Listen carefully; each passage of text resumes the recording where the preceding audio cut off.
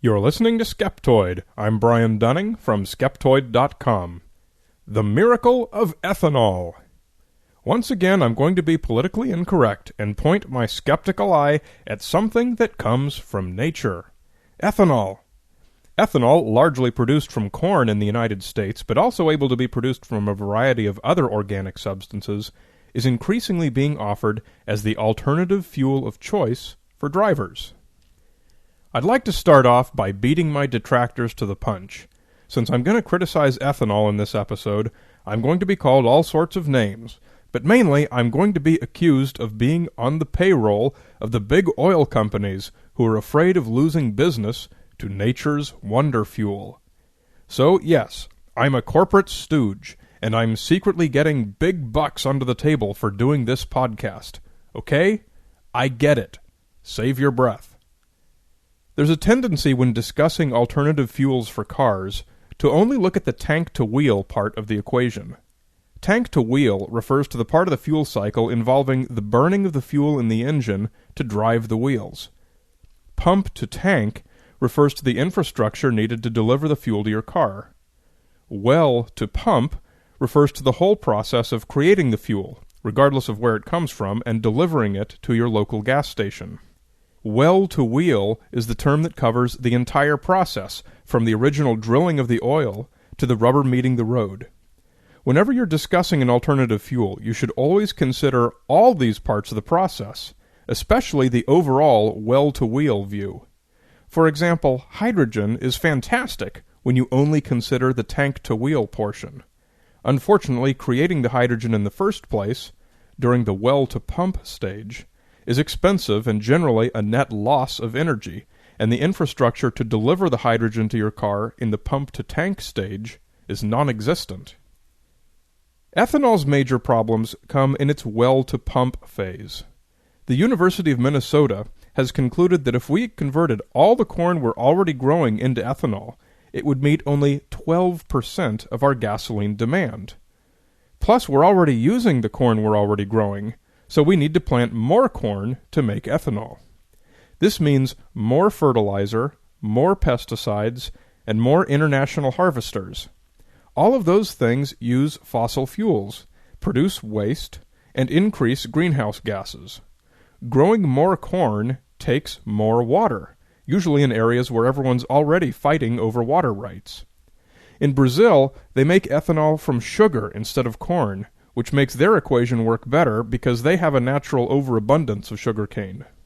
Ethanol cannot be transported in pipelines, because even with the best state-of-the-art pipeline technology, there is always water or other contaminants in pipelines, and ethanol absorbs water. That's why you can make a scotch and soda. But it's no longer usable as fuel when this happens. Ethanol must be delivered by truck, which is the least energy-efficient way we have to transport liquids, or by rail car. Estimates vary depending upon which lobbying agency you ask, but the well-to-pump stage of ethanol production ranges from 31% efficiency to negative 200% efficiency. That worst estimate means that you had to burn 3 gallons of fossil fuel to put 1 gallon of ethanol into the gas pump, a net loss of 2 gallons worth of energy. The best part about ethanol is pump-to-tank. Since it sits in the same tanks and uses the same pumps at your gas station, there are no changes needed and no added costs. And now it's time to deal with the biggest elephant in the room. As a fuel, ethanol really sucks. Ethanol's tank-to-wheel performance is abysmal. Its energy content is only about 2/3 that of gasoline, 68% of the calorific content to be exact. If you fill your tank with ethanol, you'll only get 2/3 as far as you would with gasoline. To go the same distance, you need to burn more ethanol. Lots more. Let's say you have an average car that gets 25 miles to the gallon on gasoline. One day you decide to be environmentally friendly, and you fill your tank with E10, 10% ethanol, 90% gasoline, instead. You'll get 24 miles per gallon, a difference which you probably wouldn't notice.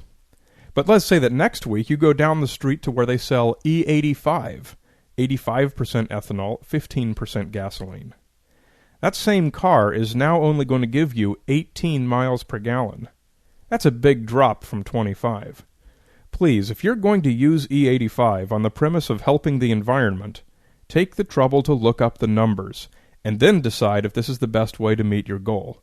Don't just trust that because oil companies make E85 available that it's automatically good.